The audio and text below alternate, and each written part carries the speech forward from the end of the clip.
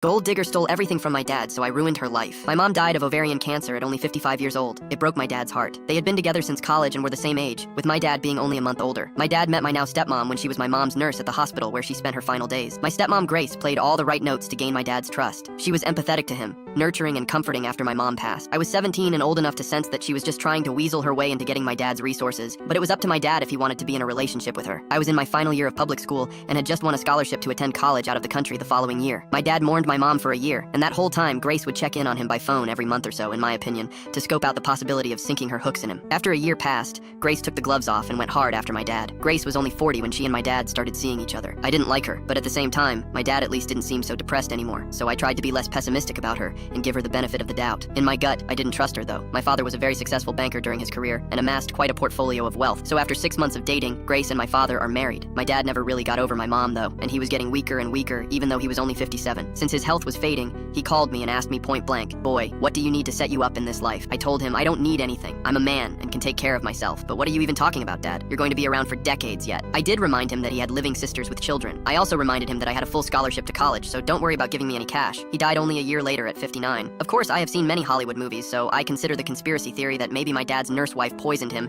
and made him sign over all his money to her. But I honestly do not think that's what happened. Other relatives didn't like Grace either, but they knew my dad was totally in love with my mom and that her death utterly broke him. Long story short, my dad bequeathed his 5-bedroom house to me even though I wasn't expecting it and didn't ask for it. He gave a small endowment to each of his sisters and their children. He left about 80% of all his existing money to Grace, which amounted to several hundreds of thousands of dollars. My dad ignored me because he was generous to a fault and still gave me several tens of thousands of dollars, which was very useful to me. Grace tried to put on a friendly front, but I could tell she was angry that she didn't get my dad's house too. That belonged to me. I had the legal papers to prove it. She was especially mad because we live in an extremely upscale and trendy location, and houses are hard to come by and easily sold for massive profits. During the first few months after my dad's death, I had the nauseating, creepy experience of knowing Grace was trying to feel me out to see if I might want a little relationship with her.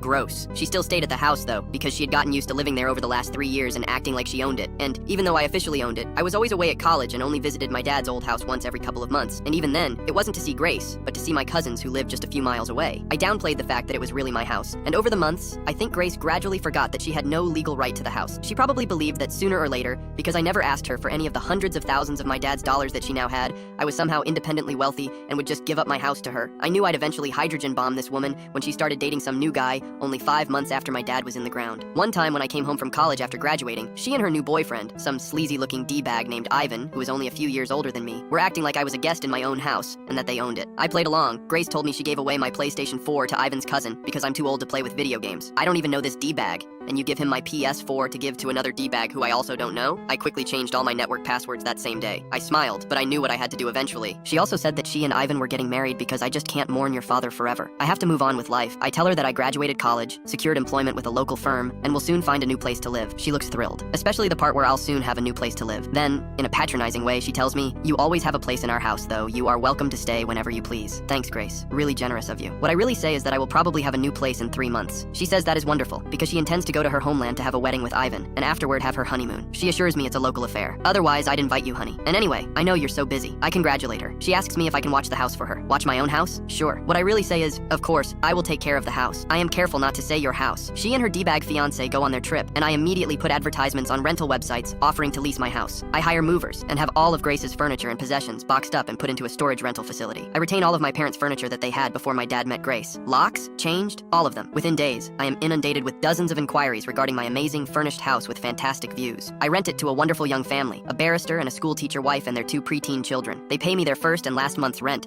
and sign a lease for a year. I warn them about my crazy stepmom, who thinks this is her house, but I present them with contact information to my lawyer in case they need any assurance. I then found a great apartment in the city near my new place of work. I met a woman in a restaurant I frequent at night after a long workday. We have been dating for 6 months now and are engaged to be married. Grace, of course, tried to shriek and cause trouble when she realized she got kicked out of my house, but my lawyer quickly shut her mouth without my ever having to speak to her garbage face again. From what I hear, she and her trash husband left the country, and I assume they're blowing through my dad's money and will soon be broke. Grace may go and try to exploit some other lonely man into giving her his money. Speaking of money, the house that I rent out is generating so much money that I can not only help pay for my cousin's college, but I moved into a larger apartment of my own with my fiance. I love my job, but I could survive solely on renting my dad's old house. And to think, if Grace had only been cooler and nicer, I might have let her stay at the house just to be a good sport. And definitely if she stayed the heck out of my room. But no, she had to act all proprietary. So I made her homeless as a wedding gift. Am I the jerk?